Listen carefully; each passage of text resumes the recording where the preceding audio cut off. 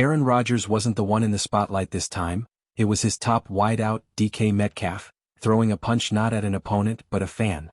What unfolded during Week 16 wasn't just a flare-up on the sidelines. It was a flashpoint in a much broader conversation about race, respect, and the hostile environments athletes sometimes face.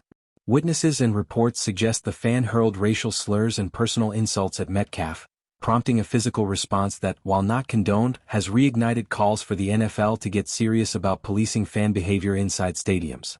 If you're into the real story and all the messy twists they don't show on highlight reels, go ahead and subscribe. And if you're sticking around to see how this Browns QB chaos plays out, you should definitely be subscribed. The aftermath will define more than just Metcalf's disciplinary outcome. It will shape how the league responds to rising tensions between fans and players, especially when those tensions cross into hate speech and targeted abuse. If Metcalf is suspended, the Steelers lose a key weapon during the most important stretch of the season. But beyond team performance, this moment may finally force the NFL to confront uncomfortable truths about stadium culture and its responsibility to protect players in hostile environments, not just punish them after the fact. DK Metcalf threw a punch. Not metaphorically. Not emotionally.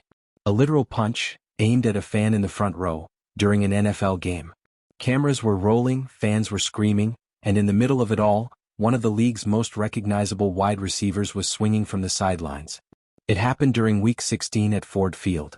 The Pittsburgh Steelers were facing the Detroit Lions, tensions were high, and DK Metcalf found himself on the wrong side of a stadium railing. One fan leaned over, yelled something no one could hear on the broadcast, and Metcalf's response? A fist. Caught clean on camera. Social media had a meltdown before the next down was even played.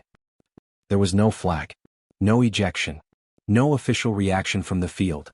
Referees, focused on the play clock and the chaos between the lines, didn't even flinch. While fans at home were rewinding the footage, zooming in frame by frame, Metcalf stayed in the game like nothing happened. That non-reaction lit a match under an already flammable situation. If a player punches a fan and stays in the game, what does that say about league oversight? Especially when millions of viewers just saw it unfold in real time. The punch wasn't a whisper. This was front page, viral within minutes. And the silence from the officiating crew made it louder. So why did it happen? Reports from people near the scene say the fan wasn't just heckling. This wasn't some drunk yelling about fantasy points. Witnesses allege racial slurs were shouted. Personal insults flew. The fan reportedly used Metcalf's full legal name, brought up his mother, and crossed every imaginable line. By the time Metcalf reacted, it wasn't about football anymore. It was personal. But even with that context, the punch has triggered a firestorm. Because now the league has to decide, do provocations justify physical retaliation? Or is there never an acceptable reason to throw hands? The NFL has already confirmed they're reviewing the footage. And when they do that, it's rarely just for show. This isn't going to disappear with a quiet phone call. A fine. That's the floor. A suspension? That's what people are bracing for. And it couldn't come at a worse time for the Steelers. They're in a playoff push, trying to lock in seeding and momentum. Metcalf isn't just another guy on the roster. He's a key offensive threat, someone defenses actually plan around. Losing him, even for one game, could flip the script on their postseason dreams. It's not just about this one punch. It's about precedent. The league has disciplined players for less. Side-eyeing a ref? That's a flag. Touching an opponent's helmet? That's 15 yards. But swinging at a fan on camera and staying in the game with zero consequences, if that goes unpunished, the NFL opens the floodgates. This moment is now a case study. Officials couldn't respond in real time, but the world did. Fans, players, analysts, everyone's asking the same thing. What happens now? What message does the NFL send when it comes to defending players versus holding them accountable? For the Steelers, it's a strategic nightmare. Metcalf has chemistry with Aaron Rodgers. He's a red zone monster, and his physicality forces double coverage. Without him, Pittsburgh's offensive rhythm changes. Play calling has to adjust. The quarterback's timing has to shift. And defenses get more freedom to pressure the pocket. In the thick of a playoff run, there's no room for improvisation. Every weapon matters. Every route, every down, every point is magnified. If Metcalf is sidelined even temporarily, the ripple effect could be massive. It's the kind of disruption that can cost a season. And let's talk about the fan culture that led to this. This wasn't just passionate cheering. According to multiple witnesses, this was outright abuse. Racial slurs, personal insults, and targeted harassment that went unchecked until a fist was thrown. That's the real issue that's making people uneasy. Because this isn't isolated. Fan behavior has been a growing problem across all sports. From courtside hecklers to bleacher threats, athletes have been dealing with lines being crossed for years. The difference now is the visibility. Everyone has a camera. Every outburst becomes a headline. So what happens next? The NFL is going to have to walk a tightrope. Punish Metcalf too harshly, and they risk ignoring the hostile environment he was subjected to. Let him off the hook, and they signal to every player that retaliation is fair game. Either way, this will set a precedent. It also forces the league to reassess its fan conduct policies. Security can't just be about checking bags at the gate. There has to be accountability for what fans say and do during games, especially when their words cross into hate speech or personal threats. The stands are not a free-for-all. There's also the broader cultural conversation. When a player reacts emotionally to racial slurs and is penalized more than the person who instigated it, that sends a clear message, and not a good one. Fans may buy tickets, but they don't buy the right to verbally abuse players with impunity. Metcalf shouldn't have punched the fan. But pretending that punch came out of nowhere is dishonest. This is what happens when leagues allow hostile environments to fester. The NFL can't afford to ignore the emotional toll this takes on players, especially when it spills over into physical confrontations. Whatever the league decides, the ripple effect is already here. The Steelers are on edge. The fanbase is polarized. NFL teams everywhere are watching closely. Coaches are having awkward conversations with players about emotional control and media fallout. And behind the scenes, league officials are preparing their disciplinary statement. This isn't just about one player losing his cool. It's about how far fans are allowed to go before someone breaks. It's about the rules that don't cover real life.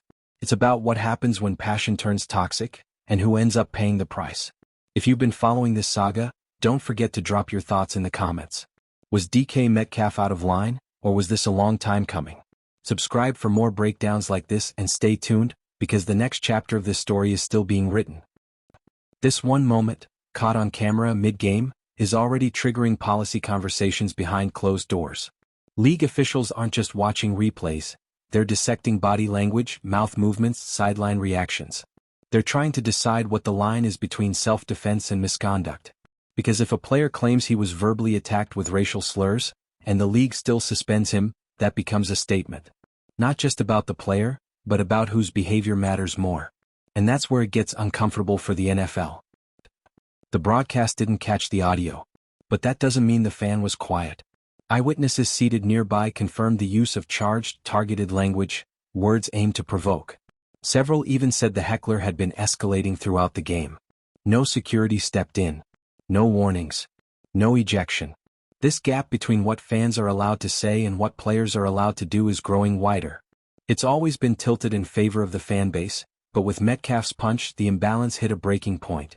Players are expected to take abuse silently, and any emotional slip becomes a scandal.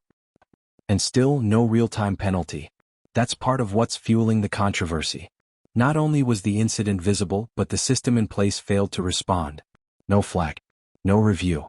The officials had no mechanism for addressing something that happened outside the boundary line, literally and metaphorically. This wasn't a helmet hit or a late shove. It was a breach of the invisible wall between the game and the crowd. And the NFL's infrastructure wasn't built for that. But now it has to be. Because this will happen again, whether it's with words or fists, if nothing changes. There's already talk of new protocols. More cameras near the stands. Mics closer to the crowd. Enhanced training for security staff. But none of that matters if the core issue remains unaddressed. Which is, how are players protected from targeted personal abuse? Metcalf's punch isn't being framed as a self-control failure by everyone. Some fans, including former athletes, are calling it a boundary-setting moment. Not the right action, but a symptom of years of unchecked fan behavior being excused as part of the game. The stakes aren't just emotional, they're contractual. Depending on how the NFL rules, Metcalf could lose more than just game time, he could lose money. Bonus clauses, endorsement trust, public image. Teams often build their PR strategy around stability. Sponsors avoid volatility. And when your face is trending for all the wrong reasons, that reputation math gets cold fast. Even if the league opts for a fine over a suspension, the controversy will linger. Every post-game interview, every media appearance, he'll be asked to explain, to justify, to walk the tightrope between regret and defense. The fan hasn't been publicly identified yet, but stadium officials have confirmed they're reviewing footage as well. Whether that leads to a ban or not is unclear. But in terms of public reaction, he's already being framed as the instigator, at least by a chunk of the football world. And that's rare. Usually the fan gets the benefit of the doubt. But this time people are asking bigger questions. Why was someone allowed to lean over the railing, inches from a player, with zero intervention? Why are there no consequences for verbal attacks? Coaches and teammates have been largely silent, though insiders say conversations in the locker room have been tense. Not everyone agrees on where the line is. Some players are frustrated, because they've dealt with similar heckling and walked away. Others feel like Metcalf did what they've wanted to do. One veteran reportedly told a reporter off record, "If they want us to be robots, fine. But don't pretend this stuff doesn't hit a nerve." That quote alone sums up the deeper sentiment. The NFL wants emotion, passion, energy, but only the sanitized kind. The visuals are now everywhere. Reposted, slowed down meme feed. The punch itself, crisp, fast, reactive. The fans' expression? Shock, maybe satisfaction. And then Metcalf turning back to the field like it didn't just happen. That moment is frozen now, reshared more than any touchdown highlight from that entire weekend. This is what the modern NFL looks like. Less about game stats, more about what happens when players step out of line even for a second. The sport has become a theater of micro-moments, where one punch overshadows 60 minutes of football. Meanwhile, playoff positioning doesn't pause. Pittsburgh needs every edge it can get. They've got injuries, lineup inconsistencies, and now possibly the loss of one of their most explosive receivers. Losing Metcalf, even for 1 week, could mean the difference between home field advantage and wild card scramble. There's a reason this is hitting the team hard. It's not just the player, it's what he represents on the field. Strength, intimidation, clutch yardage potential. He's the guy defenses game plan for. And if he's sitting out, the offense shifts from high impact to hopeful. So while league execs debate policy language and review protocol, fans are asking, why does it always take a meltdown for change to happen? The NFL talks constantly about protecting players, but when the abuse comes from 10 feet away, there's no safety net. People love to chant that players are soft or overpaid when they react emotionally. But what they ignore is that provocation works because it hits personal, not professional. This wasn't trash talk on the line of scrimmage. This was targeted harassment from a stranger in public with zero fear of consequences. At its core, this situation forces every stakeholder, league, teams, fans, to ask what kind of environment they're creating. Is this really just part of the game? Or have we allowed the spectacle to outgrow the humanity of the people playing it? Because that punch wasn't just about one fan. It was about years of unchecked behavior that players are expected to ignore. And when one finally didn't, the system had no answer. That silence from the refs, that lack of protocol, it said more than any press release ever could. By now, the image of Metcalf throwing that punch is burned into the timeline. The slow-motion replays. The grainy zooms. The Twitter debates dissecting everything from his footwork to whether the fan flinched. Sports shows can't get enough of it. Not the catch he made earlier in the game. Not the third down conversion. Just the punch. And that's the irony. 1 second of emotion is now the defining moment of his season. No context, no nuance, just a clip that fits neatly into a headline. That's what today's media machine runs on. Forget the full story, just give the moment that sparks outrage. It's hard not to feel like Metcalf is being held to an impossible standard.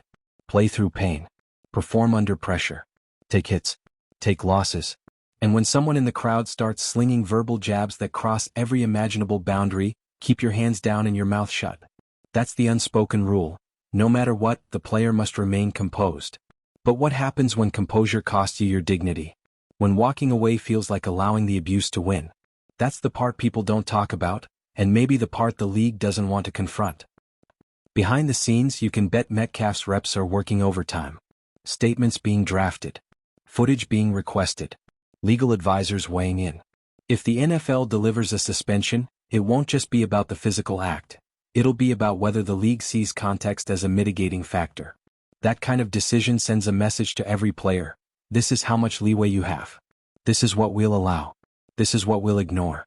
And in a league built on image, that message matters as much as the punishment itself. And the fan? Quiet. No public statements. No interviews. No media tour. Just a handful of eyewitness claims and the vague promise of stadium review. In most other settings, a racial slur thrown at someone in a workplace leads to real consequences. In the NFL, the stands seem to exist in a gray area, outside the rulebook but inside the impact zone. This is why fans are demanding more. More security. More accountability. Because as long as the crowd feels immune, incidents like this aren't going away. They're just waiting to happen again with a different player on a different day. There's also a growing divide in public opinion. Some fans are firmly in Metcalf's corner, citing years of players being taunted and baited.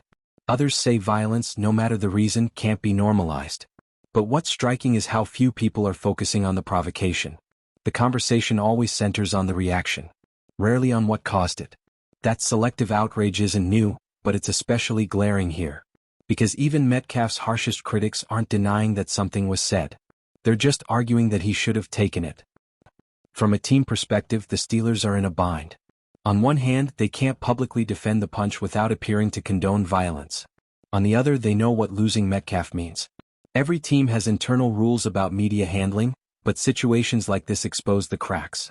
You've got coaching staff trying to keep the focus on the next game, while reporters ask the same question over and over. What did you see? What did he say after the game? Was this building up before it happened?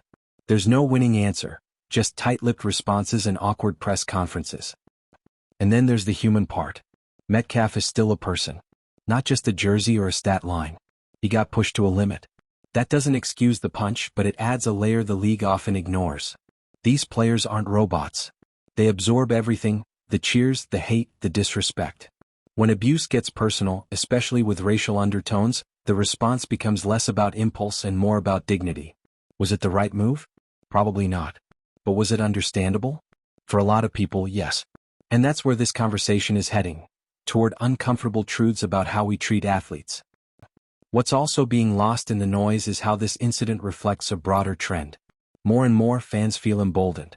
Social media encourages it. Clips go viral. Friends cheer it on. And stadium security? Often a step behind. We've seen drinks thrown, players followed into tunnels, even family members heckled from the stands. This isn't just one bad apple. It's a culture that's grown out of control. And this time it finally got a response. The wrong response, but a response nonetheless. The league now finds itself in a bind. Do they make an example out of Metcalf to reassert control? Or do they acknowledge that their current policies have failed to protect their own players? That's the decision on the table. And however they choose to move forward, it's going to shape the relationship between players and fans for years to come. Because after this, things won't go back to normal. Players will be more guarded. Fans may feel more scrutinized. And stadiums? They may have to evolve, fast. This incident isn't just a headline. It's a reflection of how thin the margin is between performance and pressure. Between control and chaos. And in Metcalf's case, that margin snapped in a single moment. As the league weighs discipline and as the Steelers brace for possible fallout, one thing is clear. This won't be the last time a moment like this happens. But depending on what the NFL does next, it could be the last time it happens without a better system in place to prevent it. The real kicker is how many people are treating this like it's black and white. As if there's no gray area between a professional athlete staying calm and a full-on breakdown. But football doesn't happen in a vacuum. These are real people with real limits, playing under high-stakes pressure while being screamed at by people who feel entitled to say anything. When the league asks players to be role models, it conveniently skips over what it's doing to protect them. And if fans are using that as cover to shout racial slurs and drag families into the mud, what exactly are players modeling by staying silent? Tolerance of abuse? The truth is nobody wins here. Not Metcalf, who's now tied to this moment whether he likes it or not. Not the fan who sparked something ugly and ducked into anonymity. Not the team scrambling to maintain focus while losing one of its biggest threats. And not the league whose fragile structure for handling fan misconduct just got exposed. This is the exact type of moment where the NFL has a chance to prove whether it actually cares about protecting players, or just about protecting the brand. A suspension alone won't fix anything. A fine won't stop the next heckler. Real change only happens when the system takes responsibility. And the conversation's already spreading beyond sports. This isn't just a football problem. It's about workplace dignity, safety boundaries, and what happens when institutions prioritize optics over humanity. You don't need to be a sports fan to understand the emotional weight behind this. What would you do if someone insulted your mother to your face in front of thousands, while your employer stood silently by? That's not just a hypothetical for Metcalf, it's what he lived in that moment. And it's why this story resonates far past the field. You can already feel the tension inside locker rooms around the league. This incident has turned into a warning sign. Players are watching. Teams are watching. And everyone's waiting to see whether the league cracks down or steps up. Because next time, someone else might not throw a punch. They might walk off the field entirely. They might stop giving interviews. They might stop trusting the league to have their backs. And once that trust is gone, it's hard to get it back. The stadium cameras didn't catch everything, but they caught enough. The second Metcalf turned toward the stands, you could sense something had shifted. It wasn't some theatrical show of bravado, it was quick, heated, human. That moment, raw and unscripted, did more to highlight the cracks in the NFL's foundation than any press conference ever could. It forced the audience to ask whether the league is equipped to deal with the emotional reality of what these athletes experience, week in and week out. And while the league takes its time reviewing the footage, social media already handed down its verdict. Clips are everywhere and the commentary is relentless. Some are praising Metcalf for finally standing up. Others are labeling him reckless. But most agree on one thing: this was a long time coming. People are tired of the double standard, where fans can cross the line without punishment, but players are always expected to rise above it. That dynamic is being challenged now, and it's clear that the NFL will either evolve, or keep pretending everything's fine until it happens again. The bigger concern for the Steelers isn't just a suspension, it's the shift in locker room morale. When one of your top guys feels like he had to defend himself, it sends a message. That's not just a PR issue. It affects trust, motivation, even game performance. You've got coaches trying to keep a straight face in pressers, but behind the scenes, there's frustration and confusion, because there's no playbook for this. The organization is left juggling damage control and playoff prep, and in December that's a dangerous juggling act. At the end of the day, this wasn't just a punch, it was a reality check. For the league, for fans, for the culture around professional sports. If you want players to act like professionals, treat them like humans. Protect them. Respect them. Give them more than a vague code of conduct and a shrug when things go sideways. Metcalf may have thrown the punch, but the system built the moment. And now everyone's watching to see if the league will finally get off the sidelines and do something about it. Hit that subscribe button if you want the truth behind these headlines. Drop a comment. Was Metcalf out of line, or was the system broken before he ever raised a fist? Share this video if you're tired of the one-sided narratives. And keep it locked, we're not done watching how this plays out.